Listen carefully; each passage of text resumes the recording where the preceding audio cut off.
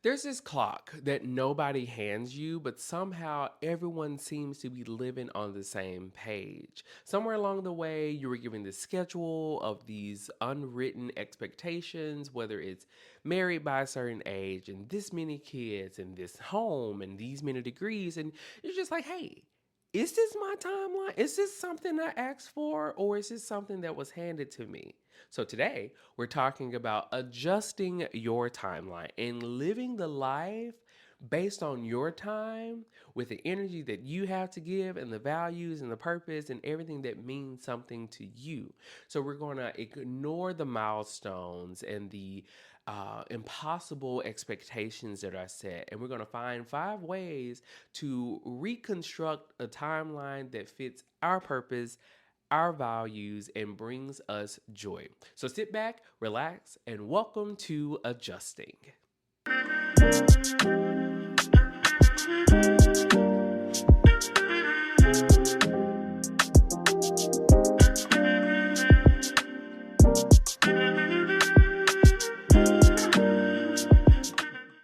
And we're back with another episode of Adjusting Podcast with your host, Justin G. Nelson. So we're back. We're continuing on with part 3, adjusting your center, building a life around what matters, and you matter. And I'm really just trying to be more mindful as we move into like the second half of 2026. um, I want this season to be one of those standalone seasons where nothing is contingent to the calendar, but to your calendar. And it's that fits with the theme of today of adjusting your timeline. I love that.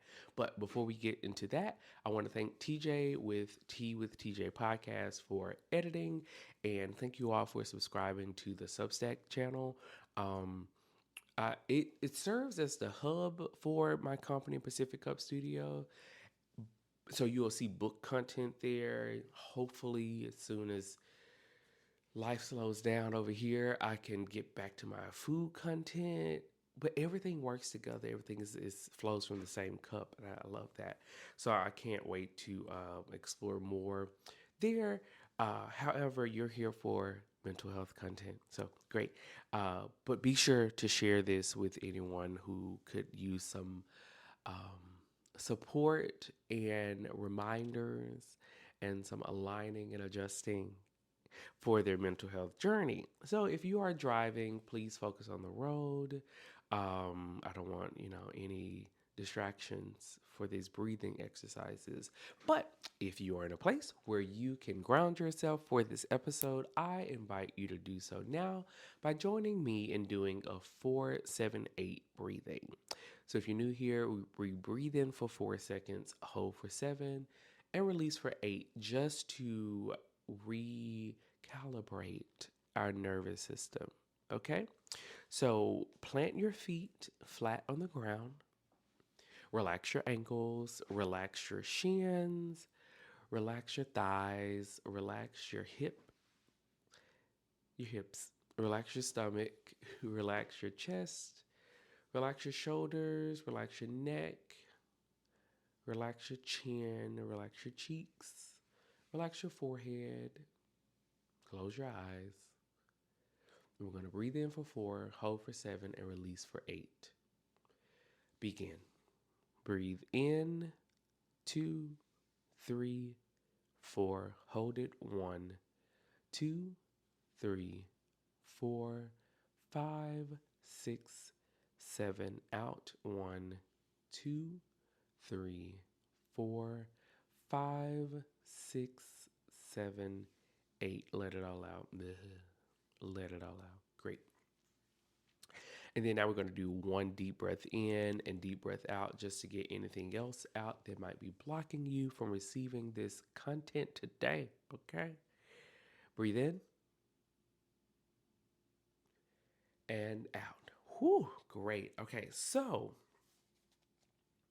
I know we're very familiar with this topic, okay?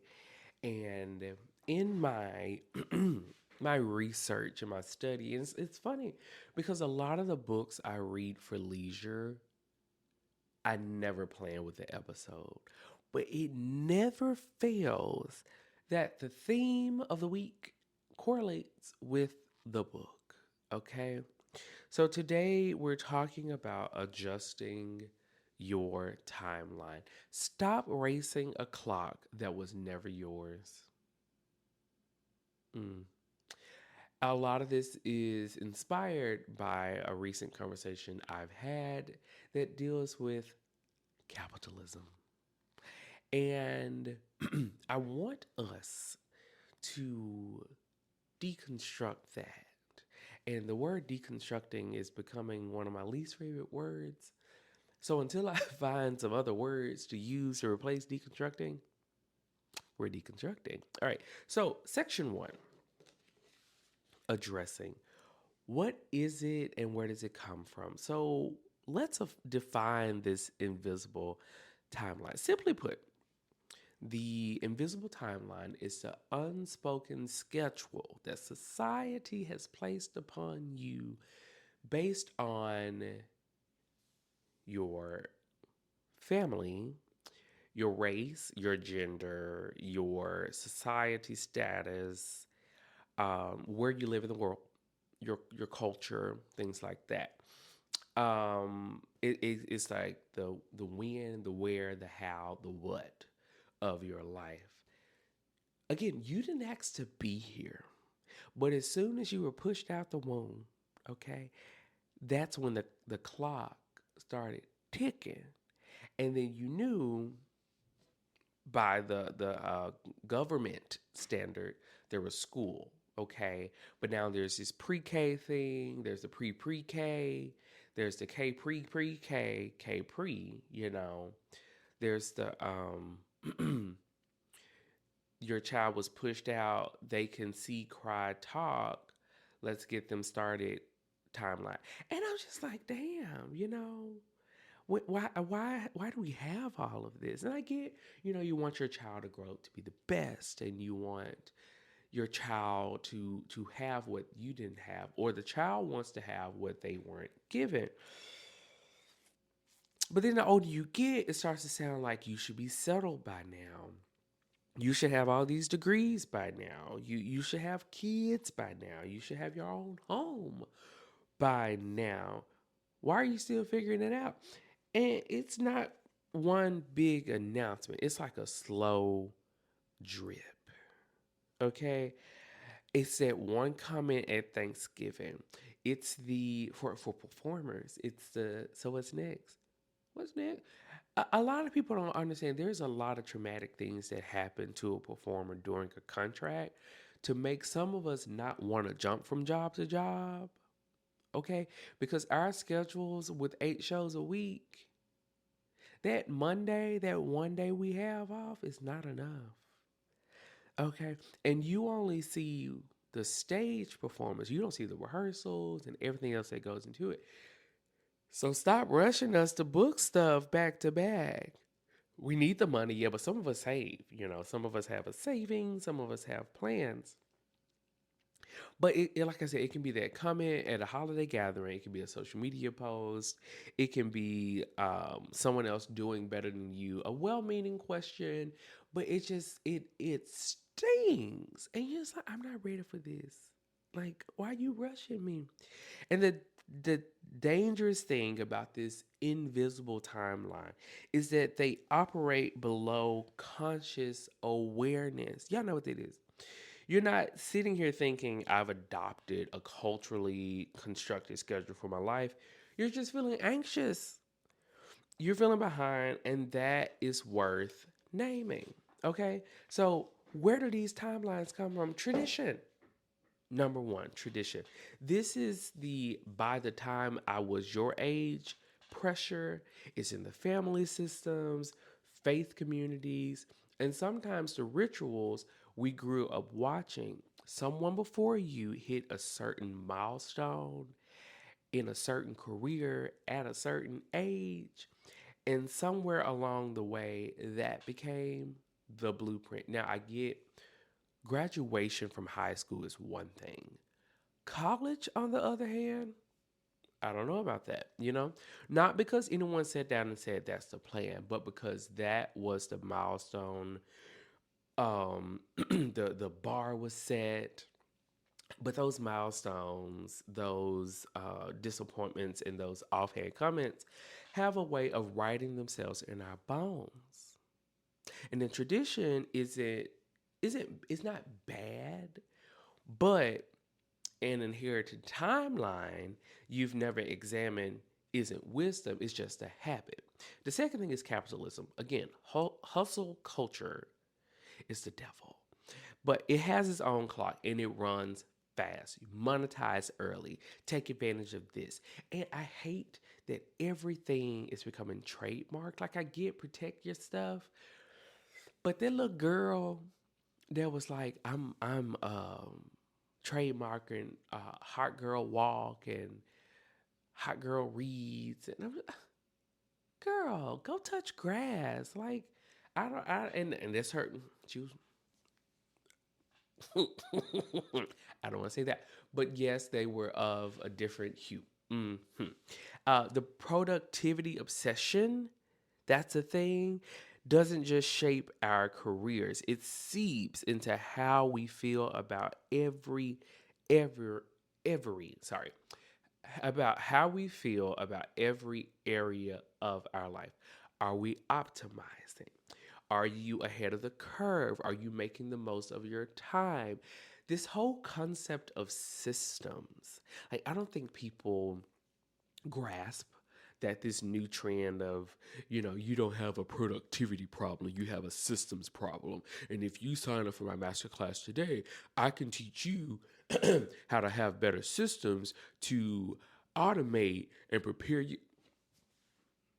System sounds like racism. Okay. And I don't like it. I understand what it is, but it's the same thing as having a to do list or using Monday.com to accomplish the same things. Yeah, AI is great. Love it. But a lot of times we take ourselves out of the project and the creativity for the sake of productivity. And again, that is hustle culture with a cute wig on. Okay, and maybe some press on nails. There's nothing wrong with taking your time and getting dirty, you know? But AI, capitalism, hustle culture has taken that out of the process, that out of the timeline. And I wanna remind you, it's okay to slow down. It's okay to do that. Capitalism needs you to feel behind. A person who feels behind is a person who buys things, classes, courses, chases credentials, and keeps grinding. The urgency isn't accidental, it's an added feature. And the last thing is the culture. Your culture makes you have this false timeline. Because culture is the water we swim in. It's the engagement announcement, it's the baby showers, it's the home buying post with that ugly key. It's the it's what gets celebrated publicly and what goes quietly unremarked. Every culture has its own version of the right timeline, and most of us absorb ours without even questioning it because it's just everywhere.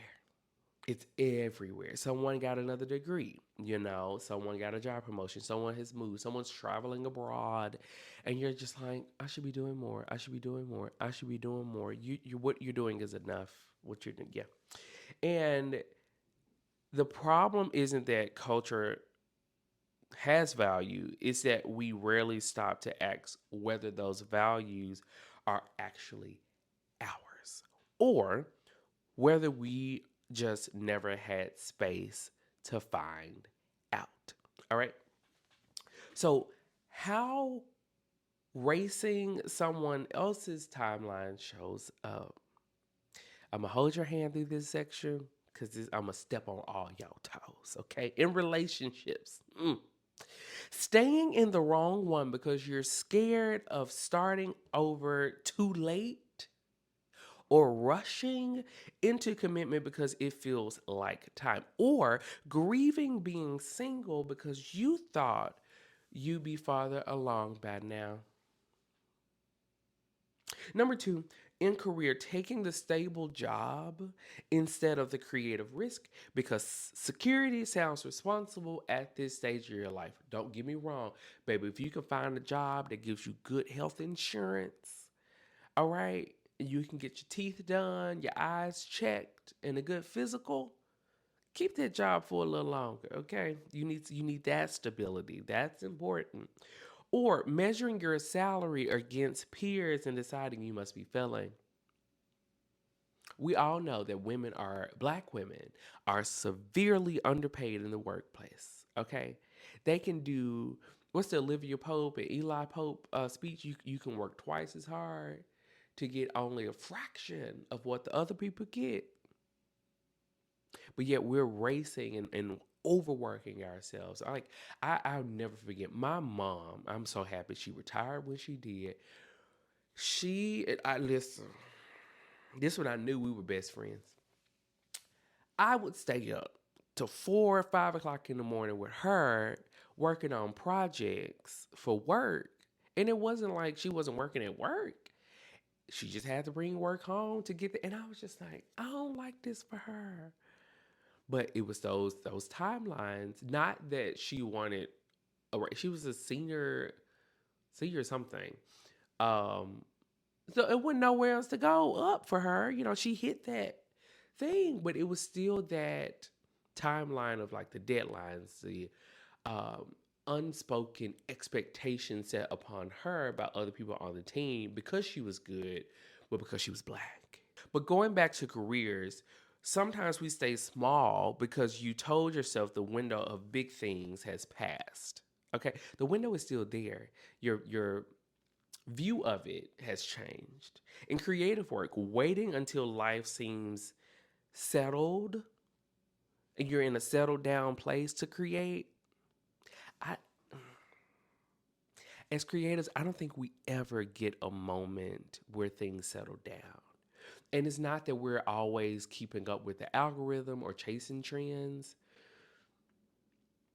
It's just if you, like myself, are a team of one, that moment things settle down, you're just like, and it's not the other shoe is dropping. It's like, I missed something. I forgot something, or I can catch up on something. Telling yourself you'll start the project when things make more sense. Watching younger creatives and wondering if you have missed your moment. And again, we have to remember some of these people come from money. Some of these people work a 9 to 5 that you don't know about. Okay. They have that income coming in, but they don't want you to know that part. And in daily life, it's the low grade restlessness, the sense that you should be further along, the feeling that everyone else got their manual you never received, the quiet shame of not having it together. So, what does it cost you? What does it cost you by running on someone else's clock? We make decisions from pressure instead of desire. We choose milestones that look right on the outside but feel hollow on the inside. We hit benchmarks and wonder why we don't feel anything. You got that certification, now you're just like, okay, what's next? We stop listening to ourselves because the timeline isn't asking what you want, it's asking what you've done. And when you're focused on doing the right things at the right order, there's no space to ask if you actually want them. Okay? You feel behind, which is one of the most corrosive feelings there is. Behind on what though? Behind compared to who? You know? But the logic doesn't help when you're sitting in it because the feeling is real even when the timeline is made up. We miss our actual lives while chasing the projected one. A lot of people go to school, get these degrees because their parents wanted them to get it. And I'm glad my mama and daddy didn't talk me into getting like a computer science. So it's just like you can sing. You got a scholarship in music. Go for music. You will figure it out. Okay. We raise you with the mind to figure it out. But the moments, the seasons, the unexpected paths that were always right in front of us missed because we were so focused on where we were supposed to be. Now, I didn't talk about like the spiritual aspect much, but for those who grew up in a faith tradition, the timeline pressure can be especially layered because it isn't just cultural, it was theological. Okay. There was a God ordained order with purity, you know, courtship, marriage, family, and stepping outside of that order, even in Pride Month, by choice or by circumstance, could feel like spiritual failure, not just social inconvenience. If that's part of your story, I want to name something. Deconstructing a religious timeline is its own kind of grief. You're not just letting go of a schedule, you're letting go of a framework that told you what a good life looked like and who you were supposed to become inside of it. That's significant and it deserves more than just let it go. We'll work on that though. Okay, but growing up in a religious space and having things thrown at you without a proper consideration of who you are. And don't get me wrong, I still go to church. I go to church every week. I go to church everywhere. I work for a church. But it's still that personal work that is done outside of church, whether you are like Bible studying or just having men's group or women's group or conversations or finding more books and stuff to read. You start to look at it as I want it to work for me, but I have to find the roots of my growth, you know, and not everything that was planted into me. Like you grow up in the church, you go to Sunday school, you learn about the Ten Commandments and the Lord's Prayer and the Beatitudes and all of that. And then you start learning about the story of Christ, which essentially is the whole Bible.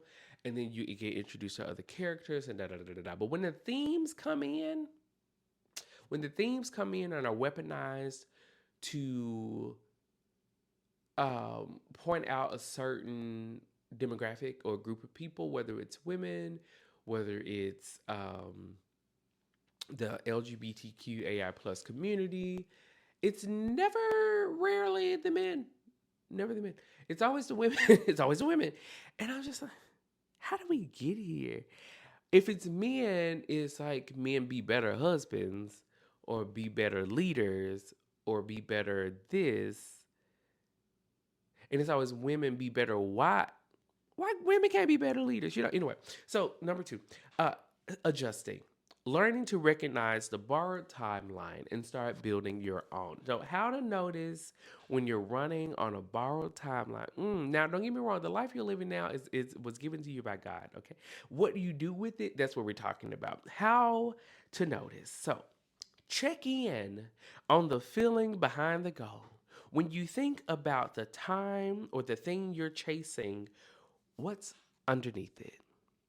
Genuine desire or low grade dread? Is there excitement or is there mostly relief in that idea of not feeling behind anymore? Pay attention to the supposed to language in your own head. The should must statements. I should be further along. I'm supposed to have this figured out. I should want this by now. These are not your thoughts. These are borrowed scripts you've been reciting so long that they started to sound like your own voice. Notice when you're reacting to someone else's life, when a friend announces a milestone and you feel some type of grief or shame, not just about them, but about yourself. That's the timeline talking, not you. It's the timeline. And then the last thing, ask yourself who decided this was the right pace? What voice does the timeline sound like? Is it a parent? Is it a pastor? Your high school friend group? You know, a culture that told you what kind of life was worth having. Name it. Name it. Name it. Because once you can see where it came from, you can decide whether it still belongs to you or not. The difference, listen, the difference between a goal you want and a milestone you feel pressure to hit. Genuine goals feel expansive, okay? You want them because they align with your values, with your purpose, with your potential. They shape who you are. They make you get out the bed every morning. Your vision for your life, your version of a full life. They make you feel like yourself when you think about them. Now, borrowed milestones feel like deadlines. There's urgency, there's anxiety, there's stress, there's a sense of racing. You want to hit them mostly to stop that anxiety in your nervous system from working overtime and to stop feeling behind. And the relief of reaching them is usually temporary because the timeline just resets to the next thing on the list of things that other people have set for you to do. The real question to ask isn't, am I on track? That is not the question to consider. It's on track for whose life? Slow down long enough to actually ask that. The answer might surprise you. So, again, the real question isn't, am I on track? It's on track for whose life? Mm. This connects again to the should must statements from part one of this season, where we started identifying the cognitive distortions that drive our internal narrative.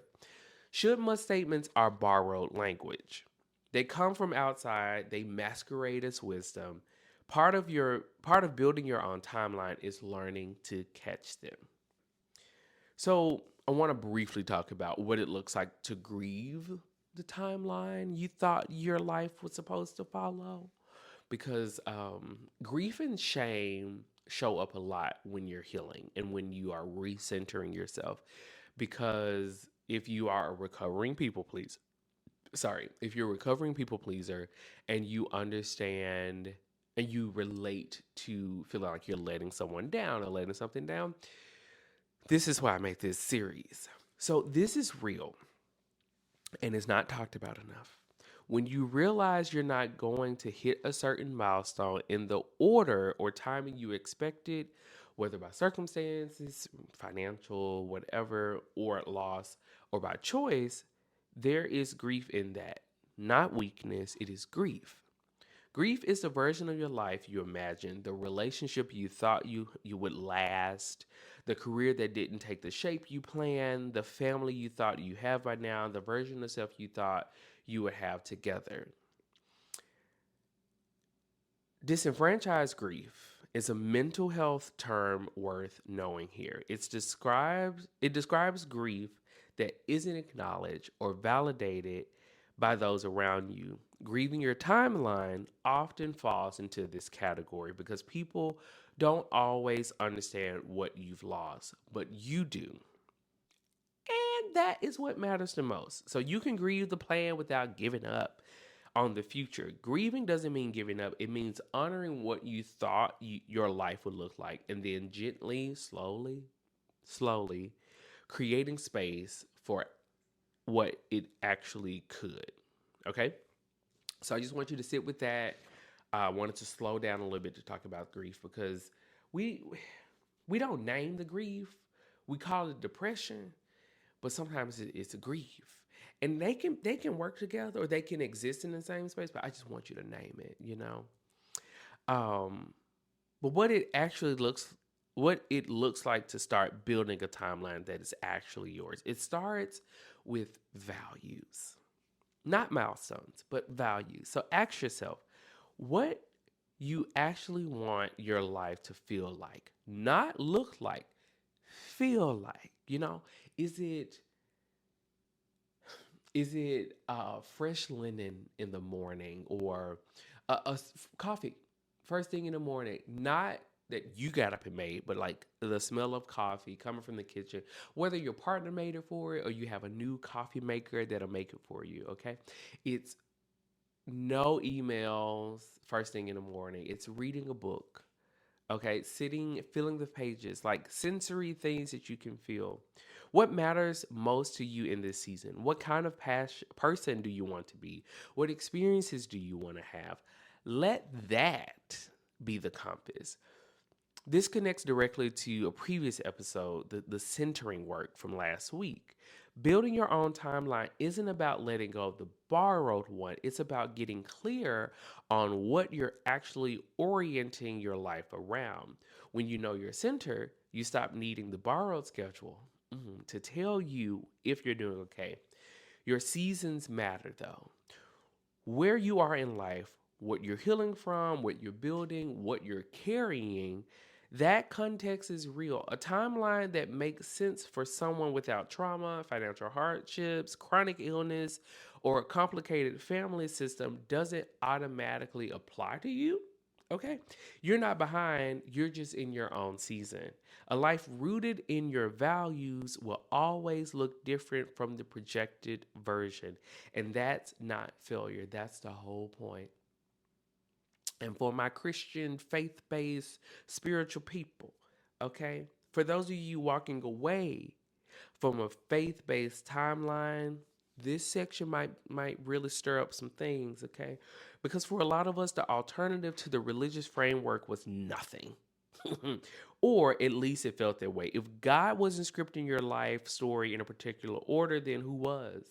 Or how do you build a timeline without an anchor? I want to offer you this. Building your own timeline doesn't require certainty about what you believe, it requires clarity about what you value. And sometimes the most honest thing you can do in a season of deconstruction is sit with the question instead of rushing into a new season and clearing the clutter in your life, which consists of other people's expectations, and listening clearer to God's voice. A lot of people neglect the power of solo prayer. You ask people to pray for you, okay? And I don't mind people praying for me, but I don't want to tell the whole story and then they shift the prayer to fit. So you get down on your knees, you journal, you pray, however you want to do. But having a clear, honest, raw, vulnerable prayer with God, that, okay, together, your timeline will look beautiful. I want that for you. Okay. So, section 3, applying. 5 things to consider as you release the borrowed timeline and build your own, okay? I want you to picture this. Picture this new timeline you're on. We're always, I don't talk about this a lot, but there's this thing called the Schumann resonance. And it's basically the earth frequency.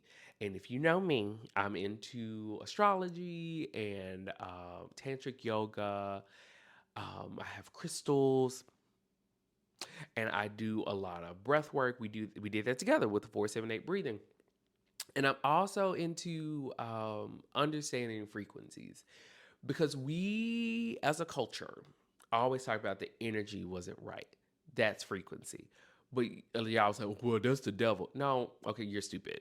Okay, that's stupidity. No, but frequency, as it relates to the earth, often shows up when a disruption happens at the earth core. We feel it, but we don't know what it is. That's the Schumann resonance. Another thing is the timelines. Now, this episode, again, is timely because apparently we're shifting timelines. If you watch anything dealing with Marvel or superhero comic things, and they talk about like different variants of a person. So like, for instance, in this timeline, you know me as Justin G. Nelson. In another timeline, I could have been another person. Okay, but I still had the same mission, which was to inspire people, to encourage people, to educate people, to share or spread awareness of mental health, to perform, da da da da da. But I didn't do it as me, I did it as someone else. So I just wanted to throw that little psychological tidbit in there. Anyway, number 1, Get honest about whose voice the timeline belongs to. Before you release something, you have to identify it. So this week or next one or the next month, I don't care when you do it. Start listening to the timeline voice, the one that says by now and should and falling behind. When you catch it, ask, whose voice is this really? Is it a parent, a culture, a version of yourself that learned early that worth came from productivity and milestone hitting? The more specific you can get, the less power it has over you. You don't have to confront anyone. You ain't got to call nobody and say, well, you lied to me. That's not what this is about. It isn't about blame. It's about tracing the wire back to the source so you can decide consciously whether you still want to be plugged into it. The second thing, separate urgency from desire. Okay? It's just like, this is going to be very graphic. A lot of people during sex rush to the climax and ignore the intimate moments. Separate urgency from desire. Start noticing when you feel urgency around a goal or decision. Urgency is information, but it's not always trustworthy. Sometimes it's genuine excitement and momentum. Sometimes it's timeline anxiety dressed up as motivation. One way to test it, slow down on purpose. If the desire is real, it'll be there in 3 days. If it evaporates when you stop reaching for it, it was probably pressure, not longing. You get to want things slowly. You get to want things slowly. Love, you get to want that slowly. Success, you get to want that slowly. Peace of mind, you get to want that slowly, intentionally, on your own terms, dressed up in something that looks good to you. Desire doesn't have to have an expiration date. Number 3, let yourself grieve the projected life without making it mean something is wrong with you. If you're adjusting your timeline intentionally or by circumstance, you're going to feel some grief. Okay, just let it be there. Grief doesn't mean you made the wrong choice. It doesn't mean you're broken. It means you had a vision, okay, and the vision is changing. That is a part of the human experience. It's just like when you are debating someone, okay, and you gather more information. If you're a mature human, you can change your mind during the debate now that you've gathered more information. That's actually a sign of self-awareness. The goal isn't to never feel the loss of the projected life. The goal is to feel it without letting it convince you that your actual life isn't worth having.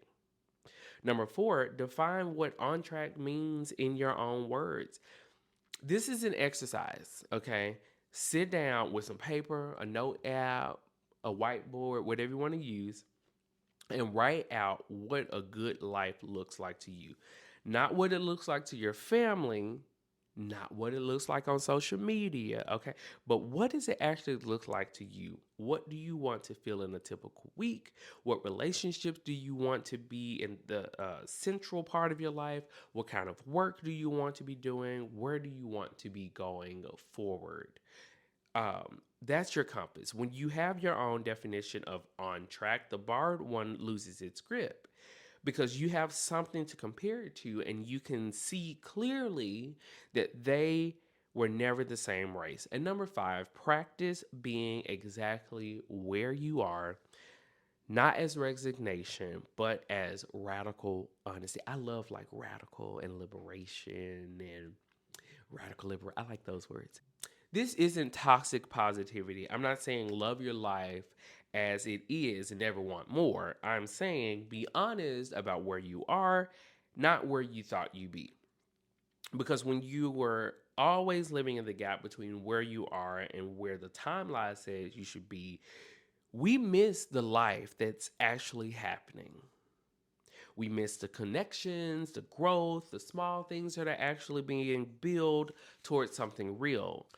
Presence is a practice, and one of the most subversive things you can do in a world that's constantly measuring you is to genuinely and fully be present here in your own season, on your own timeline, building a life that's actually yours. So here's what I want to leave you with today. The timeline you've been racing was never actually yours. Someone else handed it to you with a long list of expectations, okay? And most of us have been running it ever since, adjusting your pace, measuring our progress, feeling behind on a schedule that we never agreed to, but you get to put it down. Not because your goals don't matter, they do, but because the only timeline worth running is the one that was built around your values, your purpose, your season, your definition of what life actually looks like, what a full life actually looks like. That's the work, not catching up, not hitting the milestones or the next benchmark, just getting honest about what you actually want and giving yourself permission to build towards that. Okay? So until next week, keep adjusting, and I'll see you then. Bye-bye.